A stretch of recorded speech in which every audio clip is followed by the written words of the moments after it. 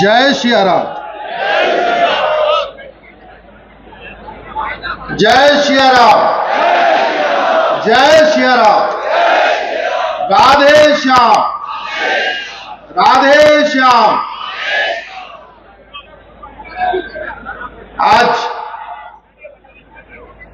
राजा भोज की इस पवित्र भूमि को प्रणाम करता हूं और अपने बांग्लादेश के सभी हिंदू भाइयों और बहनों को आश्वस्त करता हूं कि भारत के 99.99% हिंदू आपके साथ हैं। पॉइंट 1 छोड़ दे रहा हूं क्योंकि पॉइंट 1 में एक दिल्ली में परिवार है, एक कर्नाटक में एक परिवार है, एक तमिलनाडु का परिवार है, वो भी हिंदू है लेकिन शायद वो बांग्लादेश वालों के साथ नहीं है। ऐसे एक आध यूपी में परिवार है।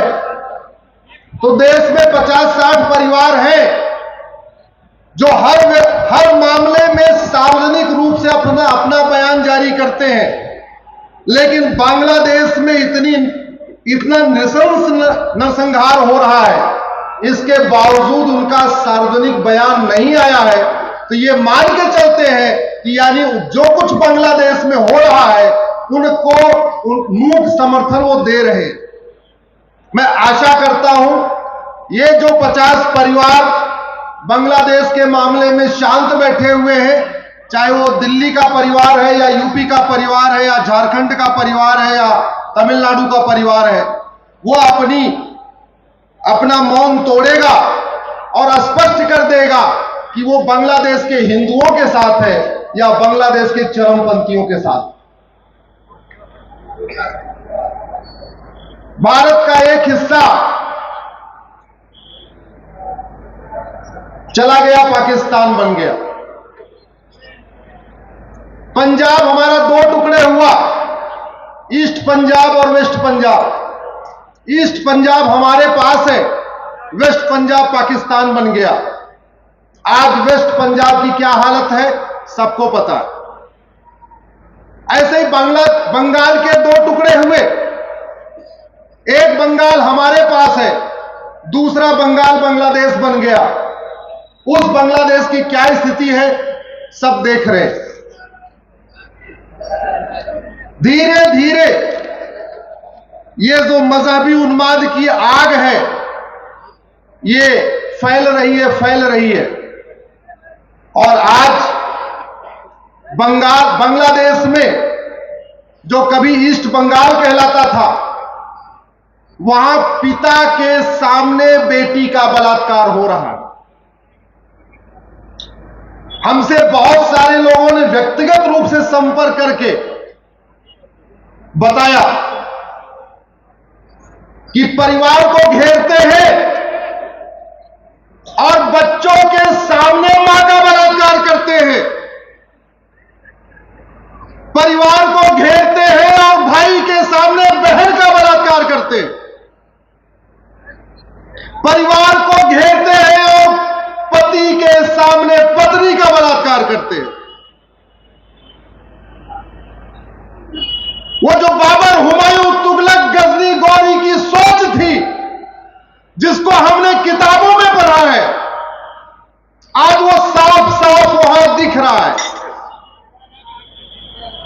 और अगर ये बांग्लादेश की आग को शांत नहीं किया गया तो ईस्ट बंगाल की आग धीरे धीरे वेस्ट बंगाल में प्रवेश करेगी।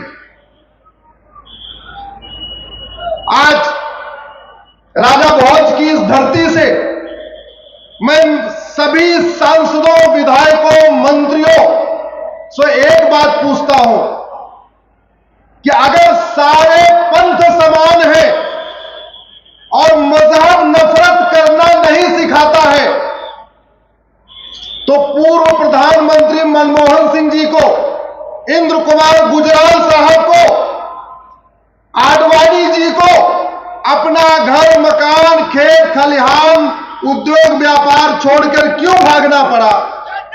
अगर आप कहेंगे नहीं वो तो चंद लोग होते हैं, तो अगर चंद लोग जब मनमोहन सिंह जी को खदेड़ रहे थे तो मनमोहन सिंह जी के पड़ोसी आके मनमोहन सिंह जी के साथ क्यों नहीं खड़े हुए?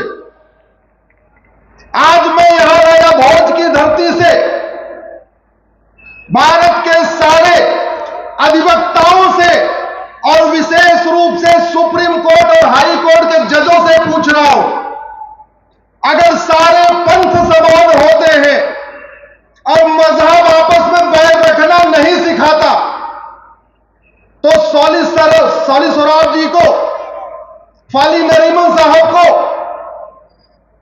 जेठमलानी जी को और अरुण जेटली जी को अपना मकान, दुकान, खेत खलिहान छोड़कर क्यों भागना पड़ा?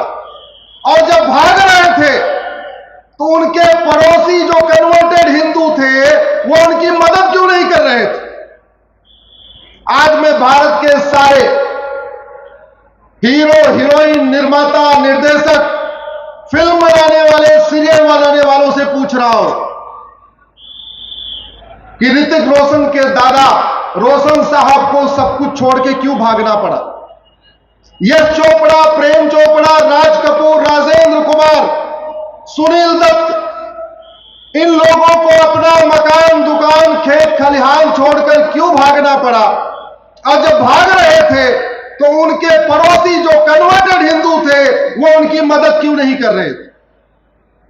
आज मैं भारत के सारे पत्रकारों, कलमकारों, लेखकों, बुद्धिजीवियों से पूछ रहा हूं कि आखिर गुलजार साहब को, खुशवंत सिंह जी को अपना मकान, दुकान, खेत खलिहान छोड़ के क्यों भागना पड़ा?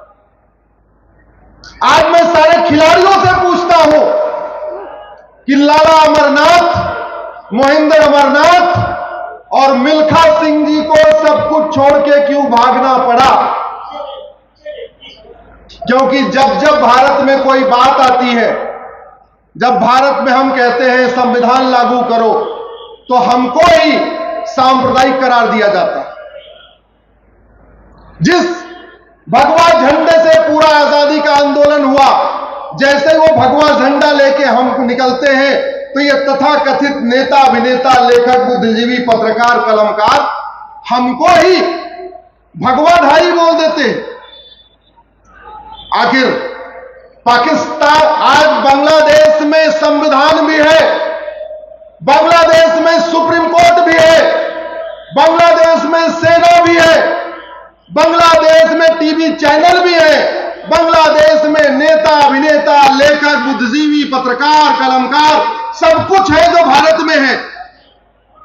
फिर वहां के हिंदुओं को अपना मकान, दुकान, खेत खलिहान छोड़कर क्यों भागना पड़ा?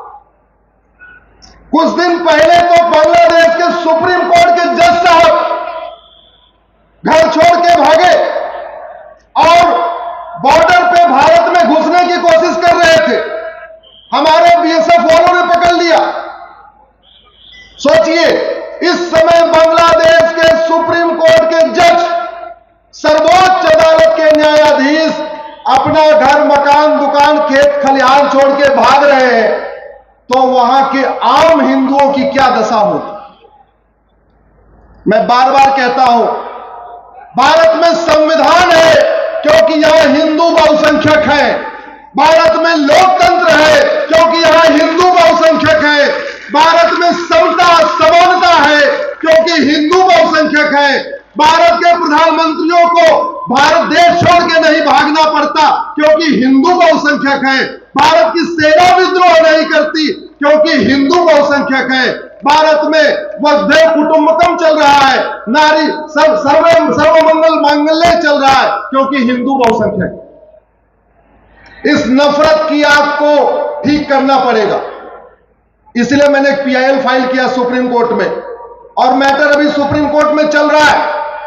मैंने कहा आप हेट स्पीच को डिफाइन करिए और भारत में जितनी भी रिलीजियस किताबें हैं, जितनी मजहबी किताबें हैं, इनकी समीक्षा करिए कि कोई किताब हेट स्पीच तो नहीं फैला रही है। गांधी जी ने कहा था था, गांधी जी ने कहा था आतंकवादी को मारने से आतंकवाद खत्म नहीं होगा, आतंकी सोच को मारना पड़ेगा। मैं कह रहा हूं जिहादियों को मारने से जिहाद खत्म नहीं होगा, जिहादी सोच खत्म करना पड़ेगा। तरीका यही है, हेट स्पीच डिफाइन किया जाए और जितनी भी किताबें हैं, मैं कह रहा हूं वेद की समीक्षा करो, भगवत गीता की समीक्षा करो, रामचरितमानस की समीक्षा करो, रामायण की समीक्षा करो और जितनी भी मजहबी किताबें हैं सबकी समीक्षा करो। अगर कहीं से हेट स्पीच फैलाई जा रही है तो इसको बंद करना पड़ेगा, नहीं तो आने वाले समय में समस्या बढ़ेगी। आज बांग्लादेश में जो हिंदू डॉक्टर हैं उनसे इस्तीफा लिया जा रहा है, जो अध्यापक हैं उनसे इस्तीफा लिया जा रहा है, इवन वहां जो जज हैं हिंदू उनसे इस्तीफा लिया जा रहा है, जो हिंदू पुलिस अधिकारी हैं, कांस्टेबल हैं, थानेदार हैं, कप्तान हैं, उनको भी इस्तीफा देने के लिए मजबूर किया जा रहा है। आज मैं इस भोपाल की पवित्र भूमि से भारत के सभी अपने पुलिस वाले साथियों को बताना चाहता हूं, धर्मांतरण रोकने के लिए गुरु तेग बहादुर जी ने अपना शीश कटवा दिया था। धर्मांतरण रोकने के लिए गुरु गोविंद सिंह जी ने पूरा परिवार बलिदान कर दिया। धर्मांतरण रोकने के लिए छत्रपति शिवाजी महाराज ने पूरा बलिदान कर दिया।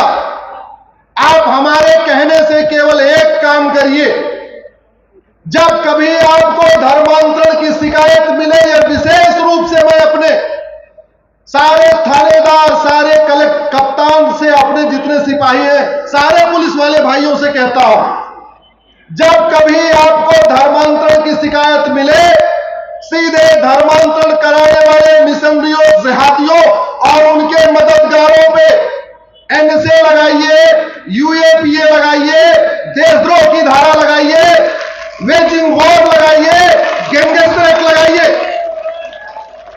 और आपको परेशान होने की जरूरत नहीं है, इसका रास्ता हमने सुप्रीम कोर्ट से खुलवा दिया। आप गूगल करिएगा, conversion national threat to security Ashwini Upadhyay, आपको डिटेल मिलेगा। 14 नवंबर 2022 को माननीय सुप्रीम कोर्ट ने कहा था धर्मांतरण राष्ट्र की सुरक्षा के लिए खतरा है, और जो राष्ट्र की सुरक्षा के लिए खतरा होता है उससे निपटने के लिए कानून है एनएसए, और एनएसए लगा देंगे, एक साल जमानत भी नहीं होगी। और इसकी शुरुआत हो चुकी है। अभी गजपत, जिसको गाजी खान ने गाजियाबाद बना दिया, वहां एक घटना आई थी, मैंने माननीय सुप्रीम कोर्ट का ऑर्डर दिखाया, कमिश्नर साहब ने एनएसए लगवा दिया, 1 साल से वो बेल पे जेल में है, बेल नहीं मिली है। इसलिए कह रहा हूं धर्मांतरण राष्ट्र की सुरक्षा के लिए खतरा है, धर्मांतरण देश की एकता अखंडता के लिए खतरा है, धर्मांतरण एक इनडायरेक्ट वॉर है, धर्मांतरण एक संगठित अपराध है, धर्मांतरण एक देशद्रोह है। मुगल यहां सत्ता के लिए नहीं धर्मांतरण कराने आए थे, अंग्रेज यहां सत्ता के लिए नहीं धर्मांतरण कराने आए थे।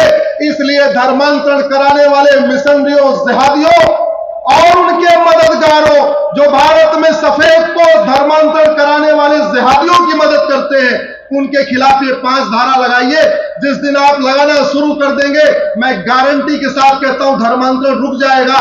आज की डेट में प्रतिदिन 10,000 हिंदुओं का धर्मांतरण हो रहा है, यह हमारे लिए बहुत चिंता की बात। दूसरी बात, घुसपैठ, शर्म नहीं आती उस वहां के शासकों को। वो